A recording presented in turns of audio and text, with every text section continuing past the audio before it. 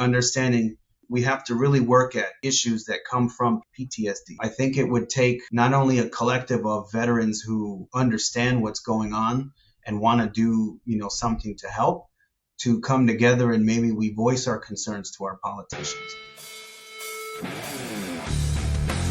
Welcome to Veteran Voices, SITREP, with your hosts, Tom and Chris Faust.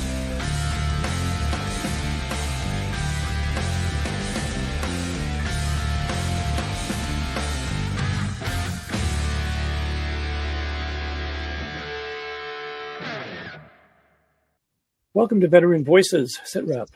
I am Tom Faust, your host. My co-host, Chris, my son, is not available this weekend. He's got a barbershop event going on, and I wish him well. In the meantime, today we have an interview with Tony Santiago, and he works with homeless in his church and also is a veteran himself. And so I just wanted to discuss with him his experience and where he's going from here, what he's doing. So let's get started. Hi, Tony. How are you today? Doing good. Thanks for having me. Great. You're quite welcome to be here. I appreciate you joining us. And so can you tell us a little bit about your background, your military background, how you got to where you are with working with homeless? So I did 10 years in the Air Force. I was an aircraft mechanic for about maybe eight and a half years. And then I kind of switched over to doing deployment management for a while. And after I got out, I decided to switch careers from aircraft maintenance to IT. And I worked at the Army hospital in Germany, at the Launchstoel. I got to see a lot of individuals come back from downrange, beat down, battered. Some of them were amputees, Purple Heart recipients and stuff. And so I got to see the ugly side of what people are willing to sacrifice for the nation itself. So that was an eye-opener for me, because it always made me question, like, how do people live once they come back with, parts of them that are broken or missing? Like, what does a weapon, I guess you could say, that a government builds up do when it releases it into the public and it has served its purpose in the military. So as I got out and I started to work for a few IT companies moving around, I ended up here in Virginia. And then after a while, I went to a church here locally, and I started to volunteer for homeless feedings and just outreach. And it's something that I've always had passion for, like, being born in Jersey, living up north, we always love a good underdog story. And the biggest underdog stories are those that are homeless, that are able to combat their situations and then overcome whatever it is to become, I guess, back to a stable lifestyle. And so something that I've always been, passionate about is trying to upreach or uplift those individuals and get them back on their feet if possible. So in the church that you're with, I think you had said that you work with homeless in general. A number of them are veterans. Yes. And, what specifically do you do there? You said feeding them? Yeah, we prepare meals. We deliver them wherever they tend to gather. Sometimes we meet at like a social services building, a library, or wherever they tend to congregate. Especially during the heat seasons, they're always usually at the library trying to, absorb some of the air conditioning and get out of the. Do you ever actually bring any of them to the church? There is one individual that I usually give a ride whenever his vehicle is out of commission. He is a former Army, and he was deployed a few times, and some of his stories are kind of heartbreaking when you realize what he was required to do and where he, that's left him in his later stages of years. Yeah, I know that the experience that I've had talking with various people on this subject, that the military tends to, they teach you to do things that you really would rather not have to do. And then when your time comes to be finished, you're either whether you're injured or not, they let you go and just put you back into civilization, and you have these skills that don't really transfer well. And some of them can be dangerous skills. And one of the things that I think that the VA needs to do a better job of is to help with that transition, to give people the counseling they need or something to say, let's get through the problems that you've had and work on those so that you can better integrate back into society. Because I think that's why a lot of people end up homeless is, if they don't have a family to go back to that they can rely on to give them the support they need, then they get back and just don't know what to do. They have PTSD issues, other issues. So it's definitely a difficult thing that we need to find a better way to handle, I think. Yeah, we cannot take the cookie cutter approach as we like to set forth in most protocols. People try to follow the same, I guess what you would call the rigmarole or something like that.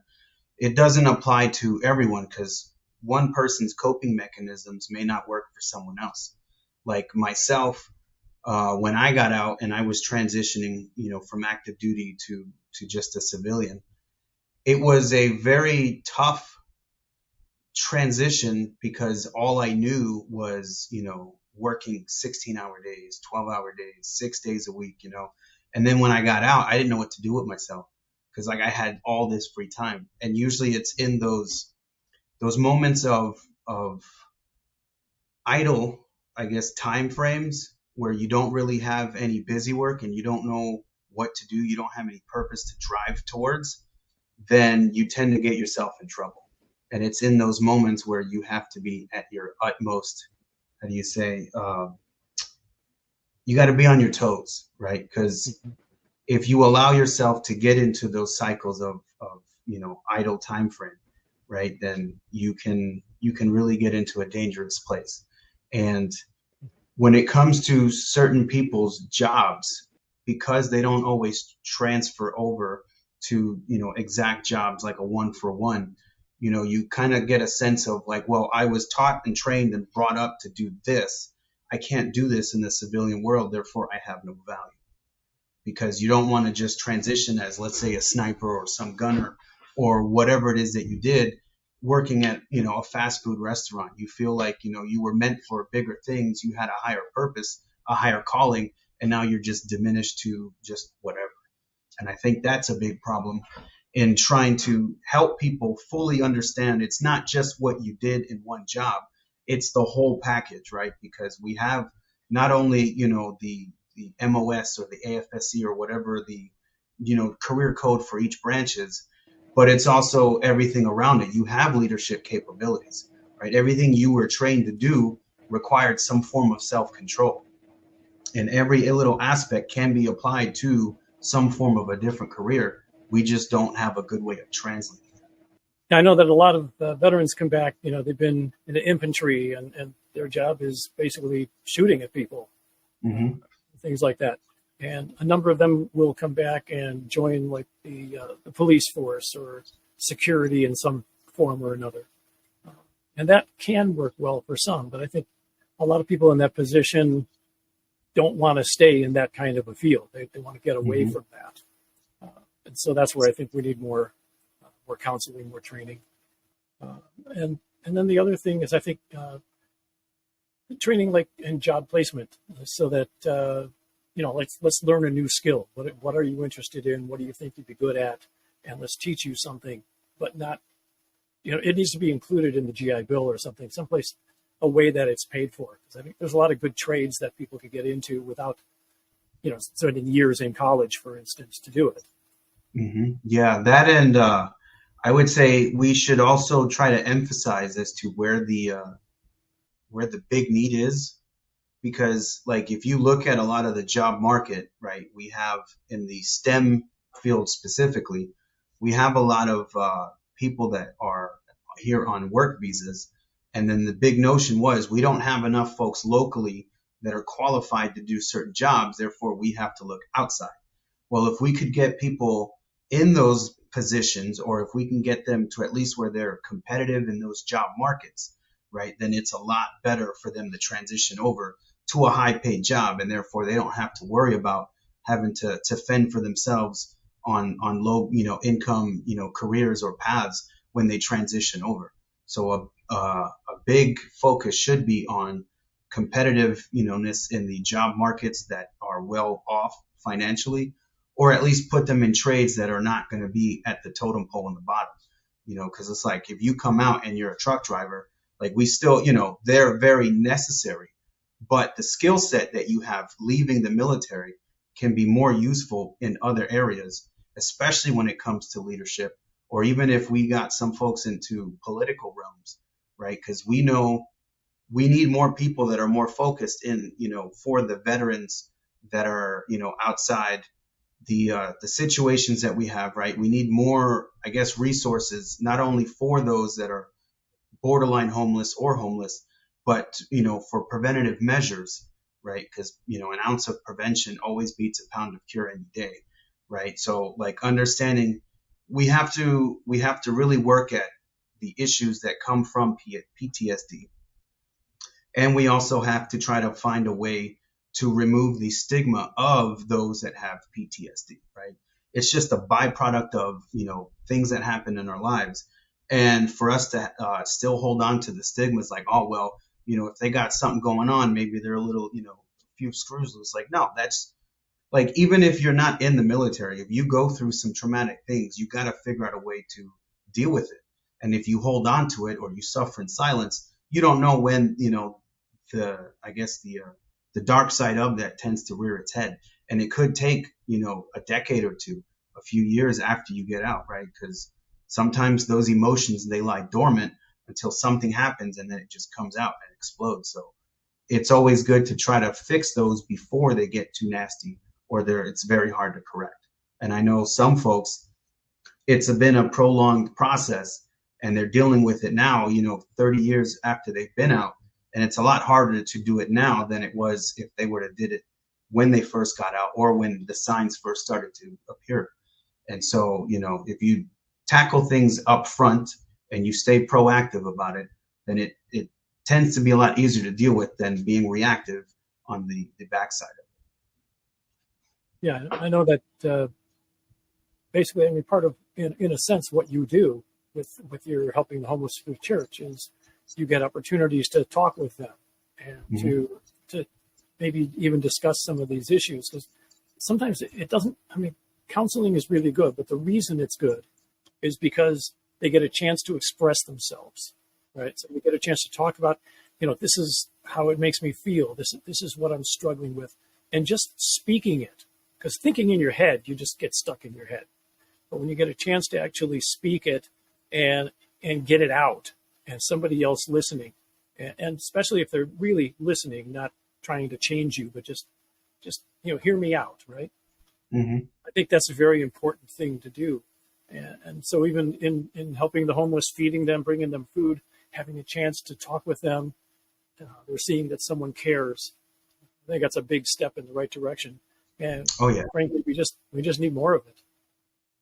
I know when there was a church I attended many years ago now, it's probably 25, 30 years, it's been a while, for this particular church. But there was one of the youth, or it wasn't a youth pastor, but he was like an associate pastor that would go out and actually bring a busload of homeless to the church every Sunday and then feed them afterwards. And that was very, very helpful as well. I think it sounds very similar to what you're doing.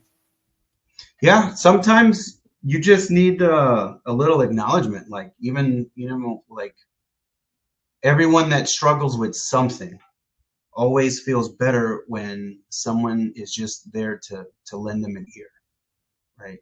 Like even in active duty, you always have, like just say the first sergeant, right? If you got an issue, come knock on my door, we'll talk about it, right? Just let's figure it out before it gets to a point to where now there's, let's say, some repercussions that have to be dealt with. So I always go back to proactive is better than being reactive, because reactive is usually too late. Well, the other area that I think that is important is being able to get access to, the health care that veterans need. And the VA, unfortunately, has a bad reputation for properly taking care of veterans. Sometimes they do a really good job, and sometimes there's struggles. I think they've gotten better more recently.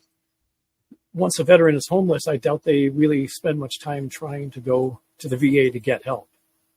That's something that I think we need to find a better way to maybe not just feed the homeless, but do you need to talk to somebody at the VA? Can we give you a ride over there, arrange something? That would be another way that we could handle this and help them out, because I think being able to go not only just for counseling to talk, but if they have particular injuries that are not being well cared for, or do they, should they be getting disability pay that they aren't receiving? Those kind of issues are things that would really help. Yeah, I do believe there are agencies out there, but it's not something that's highly advertised that will, especially when it comes to helping veterans figure out their disability percentages, right? So if, let's say, if they're not being treated for something that should be service connected, they will try to help them to actually get that on there, as long as they have the ability to access their medical records. And when I was going through trying to get my claims, that was an uphill battle.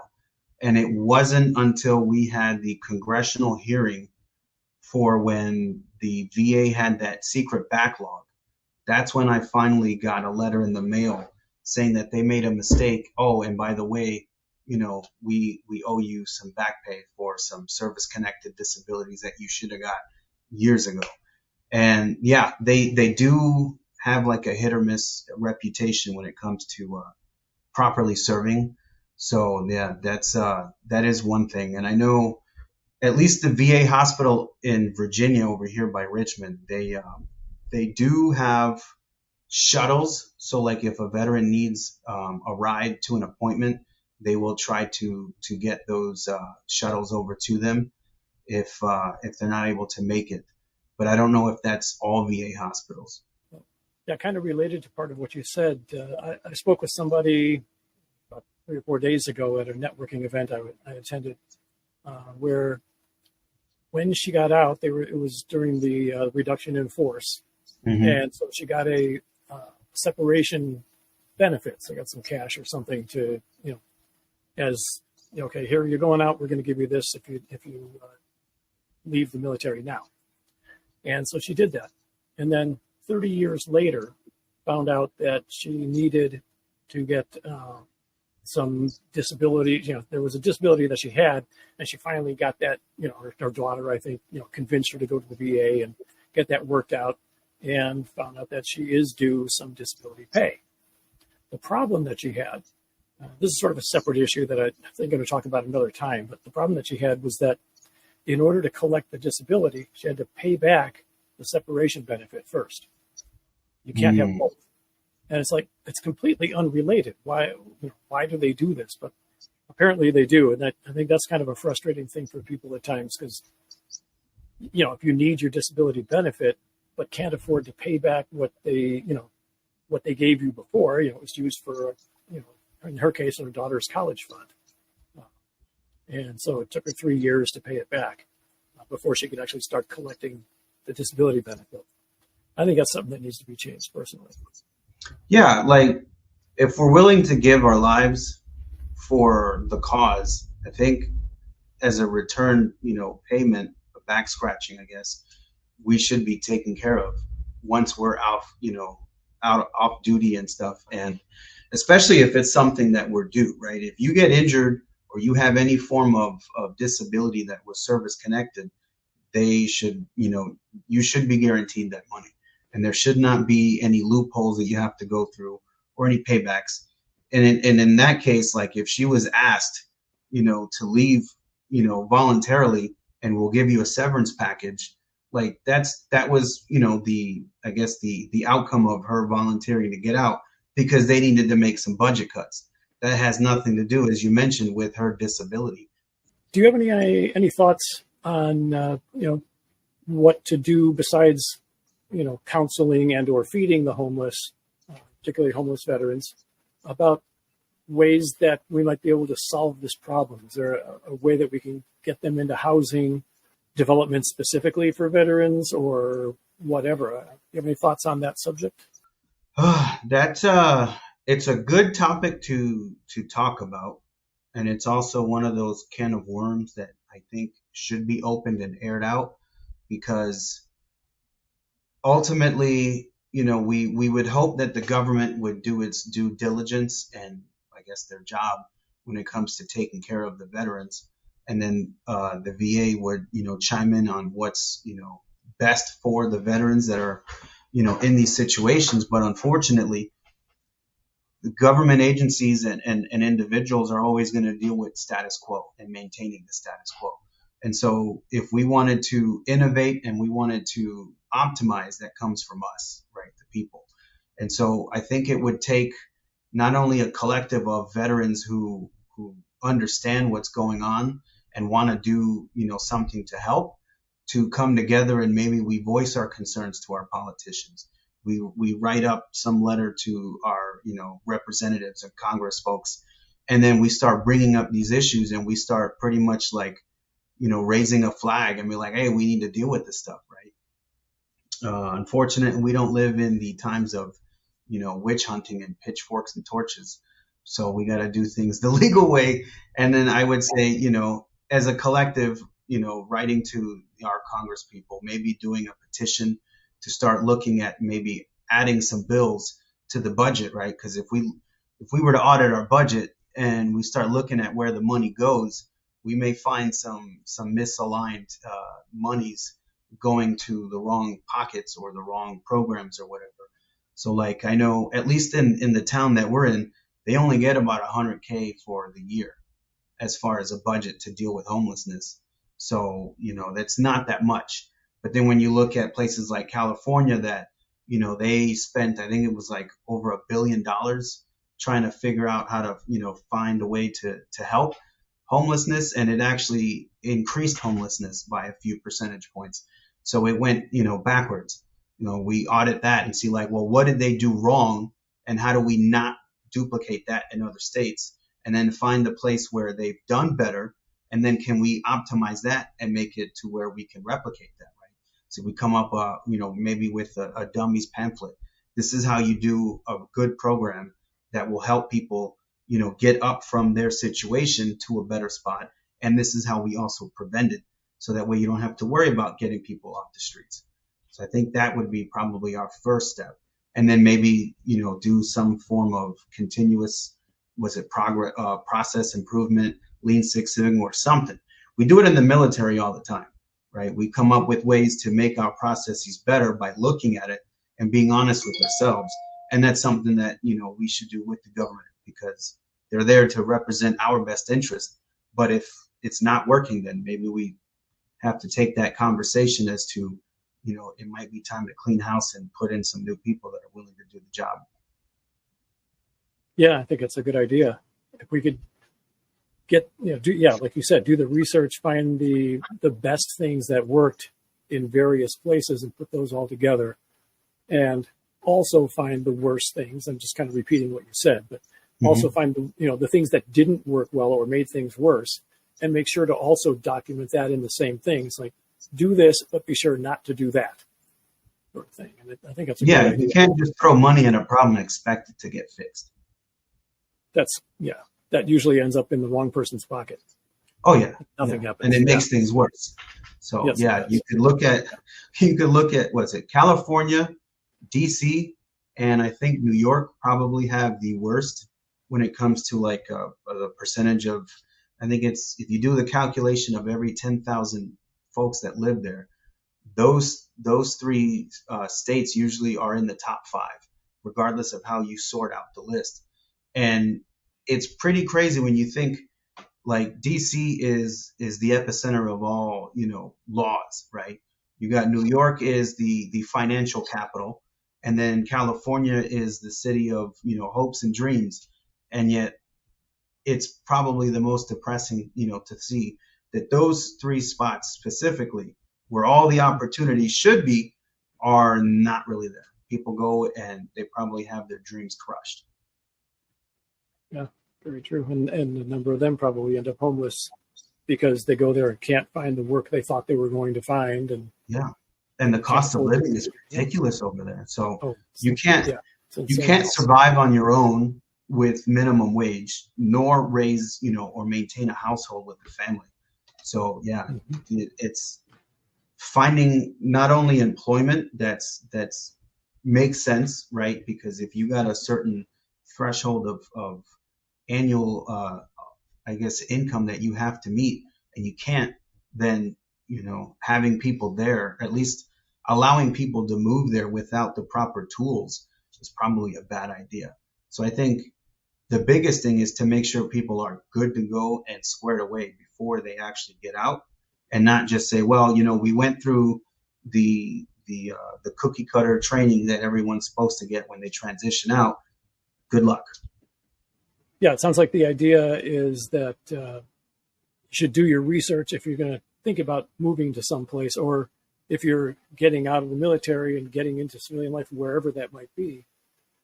Really need to spend a little time doing some research on what is it going to take to live here in whatever place you choose.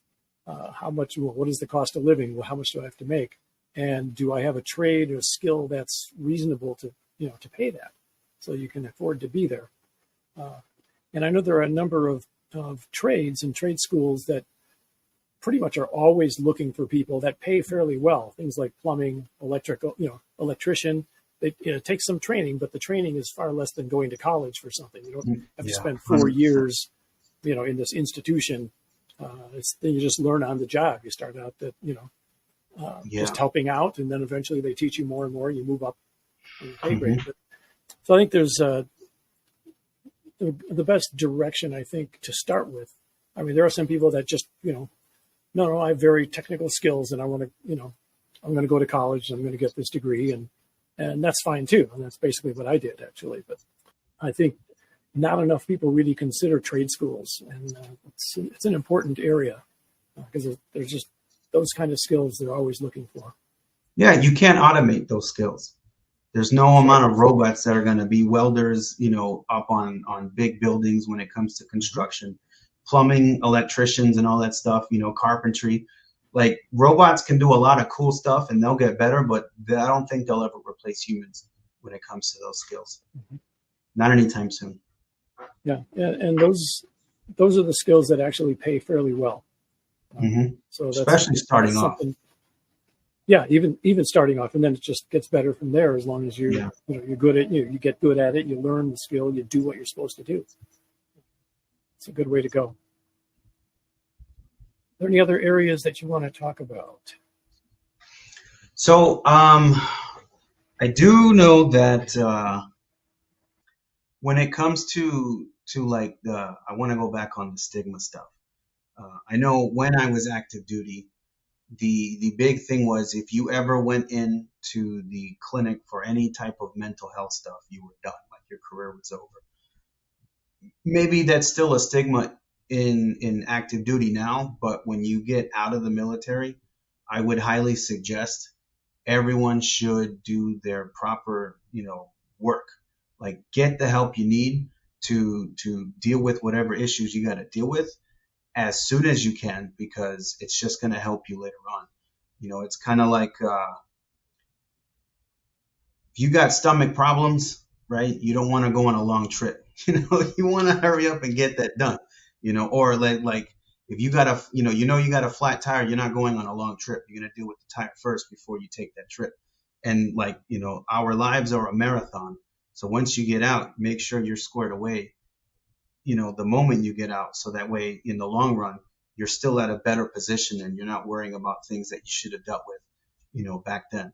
I think that's a big problem, because I wouldn't say it's procrastination, but it's more so like, that notion of I'm okay, right? And then soon enough, you're not okay. And then when it hits you, that's usually your most vulnerable part.